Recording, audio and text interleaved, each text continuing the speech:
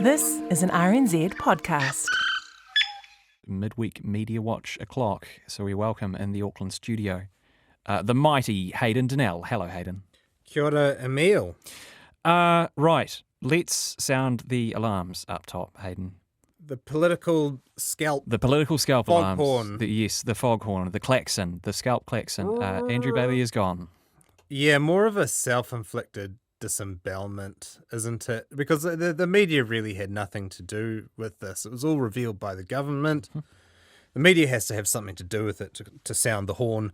He resigned under duress after putting his hand on a staff member during what he variously called, was it a lively, animated discussion? Yes. He was impatient to drive change, and it was his second strike, obviously, after doing the L sign on his forehead towards a winery worker. And on the political strife scale, which someone that I follow on Twitter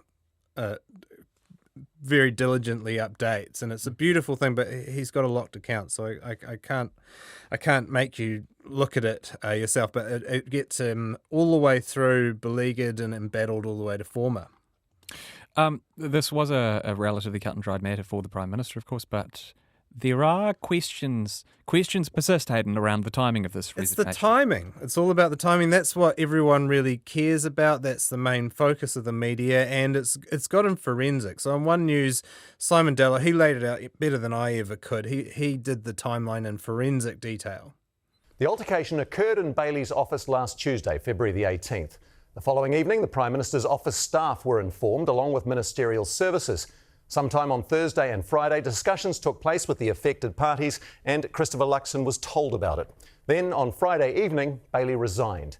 It's like a detective briefing the room in one of those police procedural Nice, shows. concise writing there. Yes, we really got it. We got all of the dates there, Tuesday, Wednesday, Thursday, and importantly, Friday. So Jenna Lynch was also pretty exact. She actually told us that Bailey's press conference lasted exactly 4 minutes and 17 seconds. Lots of time stuff going on. Yeah, and our journalists have also been asking why this took so long, right? Yeah, well, this is why it's important, right? That it took, Tuesday to Friday for him to resign, and then we didn't learn about it until Monday. So it's nearly a full week. And the media asked why we weren't informed as soon as he resigned. They asked Bailey that question at his press conference. He explained it like this. To be honest, I would have had difficulty doing this interview over the last couple of days. I've had to talk to my family, and that's why I've made the decision, and that's why we're announcing it today. Which I imagine some journalists would have considered an inadequate explanation. Not adequate whatsoever. You had on RNZ political editor Joe Moyer saying the delay was overly lenient to Bailey. Most people don't get that. It raises questions about Luxon's decisiveness. The opposition seized on it. Chris Hipkins contrasting it with some more immediate action that he took. And Jenna Lynch as well raising it. So this is Jenna Lynch and Chris Luxon and Chris Hipkins on 3 News. The Prime Minister then decided, despite appearing before media on Saturday, Christchurch, eh? Hey, what a great place to be at the moment, I reckon. to sit on the news for the entire weekend. I just say to you all, I think that's been pretty quick to move as fast as we have within the week. Allowing it to drag over the weekend is just unbelievable. What do you make of that criticism? I at the risk of sounding like I'm going into bat for the troubled turned embattled turned former minister here, I would just note, in terms of the timing, is it actually better in terms of accountability for it to come out on Friday? Friday is also known as the day that bad news goes to die. That's when they dump it on us. You drop bad news at 4:57 p.m. on No Friday. one's paying attention. Everyone's one beer in. No one wants to hear the news, and there's less journalists in the newsroom. It's when they dump bad news. So if they told us late on a Friday evening, actually, is when this was when the Prime Minister was informed. Would have been viewed as very cynical indeed. It could have been viewed as cynical. You might have said, well, they're dumping this late on a Friday. So actually what happened is that they waited until Monday when it was guaranteed to get the full blast furnace of media heat, and that was what the government actually had to do. So in terms of was this right or wrong, I don't know. I think Jo Moir, she has a point that not everyone gets this grace, but in terms of was this cynical, well, you couldn't have been worse for the government if they tried, really, because they dump it just before the Prime Minister does his weekly media rounds, and he goes away on an overseas trip with it hanging over him, and he has to go on Mike Hosking where he's questioned about it and has this absolutely excruciating exchange. Because you've got yourself in the usual trouble with you being too nice. Would you have sacked him if he hadn't offered to resign? Well, hypothetical, he did resign. No, I know that, but just answer the question. Well, would you have sacked him? Well, he didn't meet the expectations of a minister. So was it a sackable offence? Well, I think given how clear we'd been on the first instance about what Why the can't you expectations... just answer the question? Well, see, this is why you get yourself reputationally in so much trouble. Would you have sacked him? Yes or no? I can say to you he didn't meet the expectations I have of ministers. So you would have sacked him? That was not the end of it. That was the beginning, right? That was Act 1. Snippet of what took place in that studio. It actually went on. I wanted to clip the whole thing, but I quickly realised that it would take up the entire Midweek Mediawatch segment. We'd have nothing else. So it went on for another 2 minutes at least before ending like this. Why can't you be decisive enough to simply say, I would have sacked him? In this case... Or not? In this case, he resigned. I know if it hadn't happened, I would have then been involved with that and would have made a decision to say that he didn't meet my expectations. And that would have Which would have led to what? It would have led to him losing the role anyway. So he would have been... He would have been demoted. And demoted? The ministry would have been taken away. Right. Sacked? Yeah. Well, you would. Yeah, you can call it sacked. You've made a complete meal of this. I thought this was absolutely remarkable. It was like something out of Yes Minister in some ways. I can't work out why he couldn't. Well, if you're talking about the criticism that he can't be decisive, yeah, maybe there was something to that from Jo Moir, because that was not a decisive answer. Mike Hosking took to trying to give him political advice halfway through it. He said, "This is why you're sinking in the polls." Yeah. He was trying to egg him on and sort of try and give him some comms advice halfway through. Such was the excruciating nature of the conversation. There has been quite a lot of talk about the political handling of this scandal as well, but also a bit about how the resignation will actually impact on the work of the government. Yeah, and sometimes that gets a bit lost when we're just talking about, who's this good for, who's this bad for? Scalps. Scalps. The scalp foghorn. Did it happen at the right time? And actually, how it impacts on the rest of us is probably more important on a day-to-day level. And in this case, it actually does matter quite a lot because, as everyone keeps saying, Andrew Bailey had quite an ambitious agenda. He was genuinely impatient, seemingly, for change, and maybe that's why he was having such lively and animated discussions. Shout out, though, to Janae Tibshraeny over at The Herald, who wrote about what he was up to, Patrick Smalley as well at Business Desk. Patrick Smalley, he said that actually the real impact for Chris Luxon isn't so much the political embarrassment. It is that Andrew Bailey had quite a big agenda that he was getting through, and it really aligned nicely with the government's theme for the year, which is growth, growth, growth. So that agenda included regulation on creeping acquisitions that affect competition over time. Of course, we have issues in a lot of sectors with competition, including our grocery sector, reforms to the companies register, reviews of ACC and the Commerce Commission. So there's a bunch of stuff that was going on.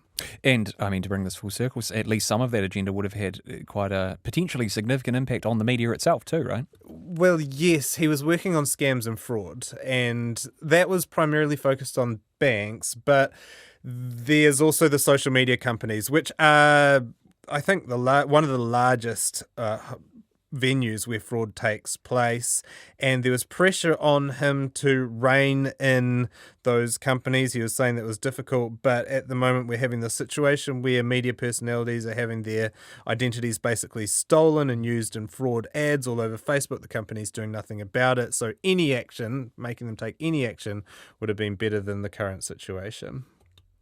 Right, before we move on, you wish to hand out a rare Hayden Donnell bouquet I'm Midweek always Mediawatch. giving plaudits. No, that's true. but You mainly are. in my personal life. I'm a very positive person outside of this radio show. Geordie Rogers, Green Party councillor, he's written a piece for the Post, and you know what it includes, Emil? What does it include, Hayden? It includes some factual information. Or some empirical data. It's got some data. It's got some empiricism.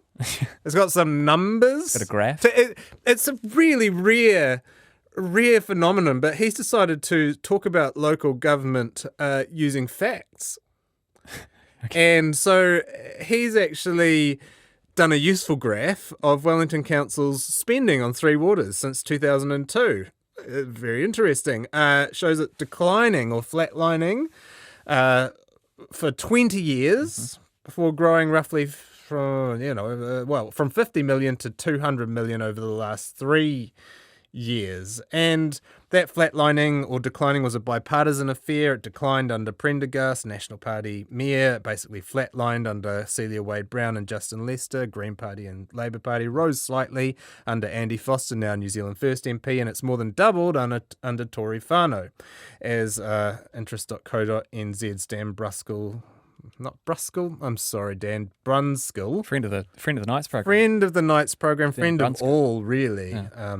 but not mistruths and not falsehoods. He's What did he not a say? Friend. He said all those mayors ordered dinner and left whānau with the bill. That's what he said. All these mayors ordered dinner and left whānau with the bill. That was his metaphor. And that's notable, isn't it? Because it differs quite a lot from the media narrative, I guess. Well, exactly. If you know anything about Tory whānau, it's that she's under fire for supposedly wasteful spending. The piece by Geordie Rogers was itself a response to a column by Vision for Wellington's Luke Pearson, who bemoaned the council not changing direction in response to Wellington's problems. Now, the Post, it's hosted some of these articles, some good articles lately. It's also run a series of articles basically insinuating the council's spending a huge portion of its money on cycleways, actually. Cycleways are 8% of its transport budget, tiny percentage of its actual rates increase. Now, commentators like Heather Duplessis-Allen on News Talk ZB, she's alluded to seemingly gargantuan council waste, but not really backing that up with too much in the way of actual examples. She recently implied that the money for pipes was being spent instead on an $84,000 bike rack, though. Well, we're facing 17% rate rises, and we're also being told that you may have to conserve water next summer because the pipes will leak, and the council go and spend $84,000. I'd much rather they use that money to fix the leaks. Yep, yeah, you should be on council. You should be the mayor, actually, with such common sense. Richard? Yeah, well, again, that's $84,000 for the bike rack. May or may not be good spending. It's $200 million budgeted for the pipes, so probably wouldn't make that much of a dent in the pipe budget.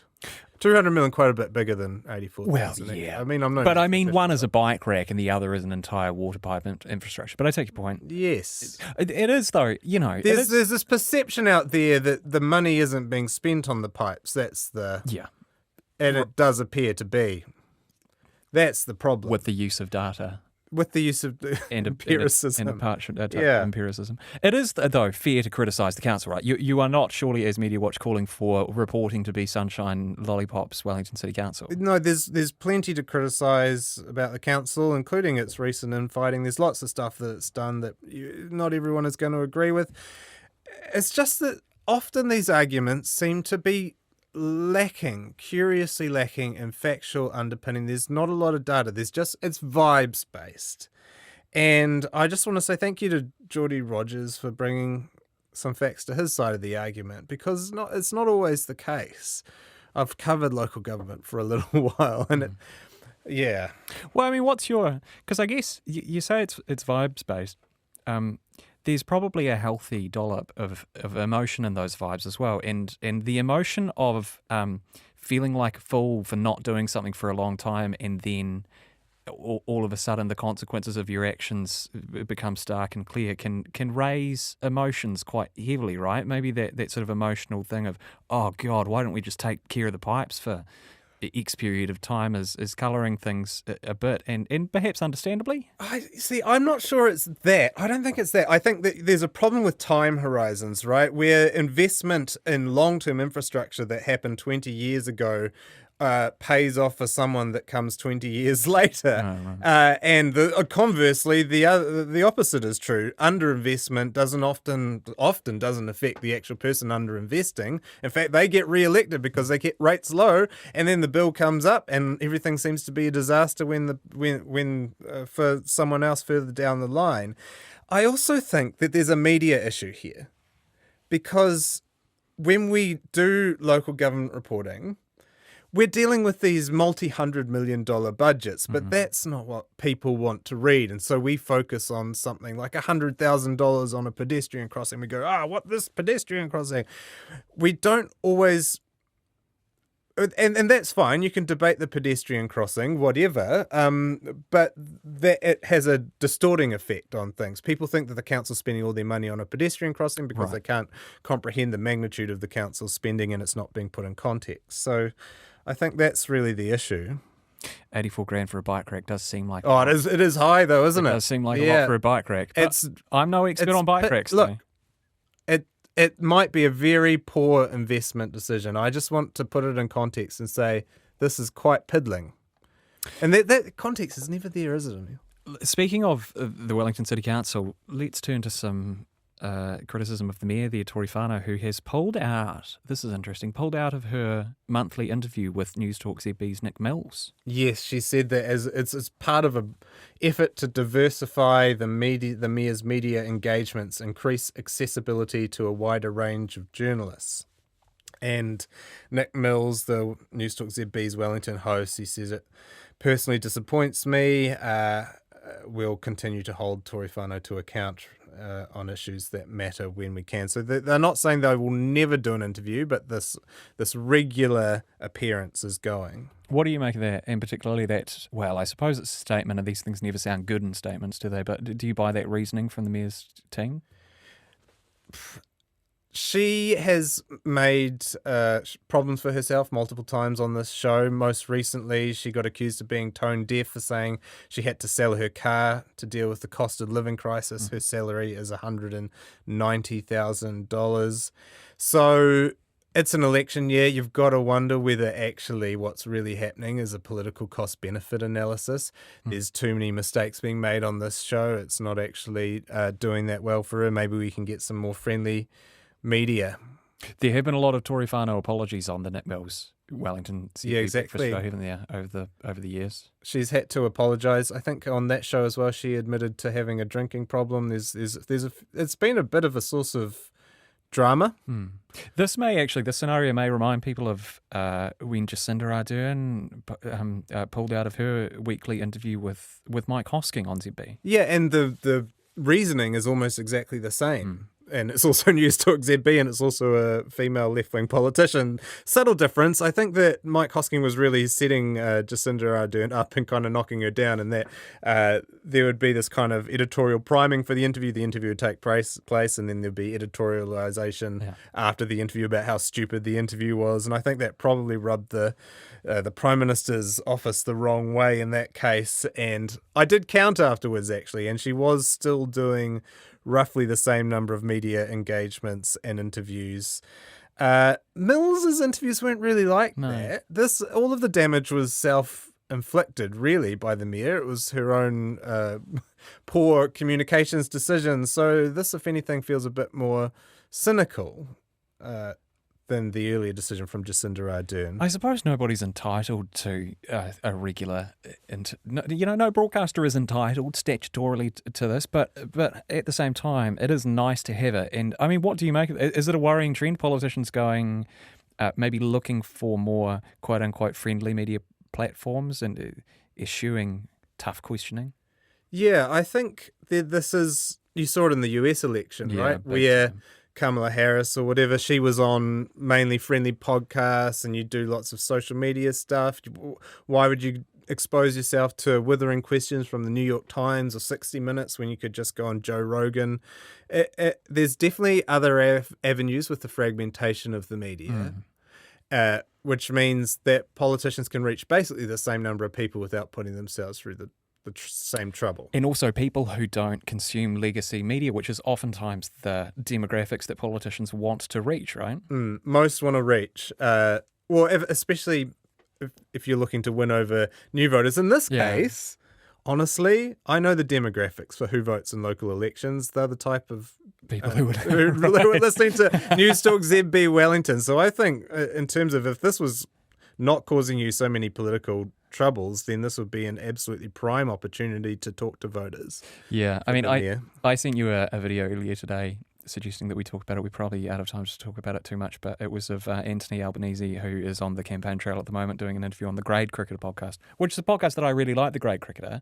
But it's an entirely different environment, much less challenging. You can see why your comms team would want you to be on more things like this, because you can control the narrative. A skillful politician can control the narrative, and many of your assertions won't be challenged because the hosts of some of these podcasts are not trained journalists, and they don't necessarily go in with an adversarial point of view. And so I think that those...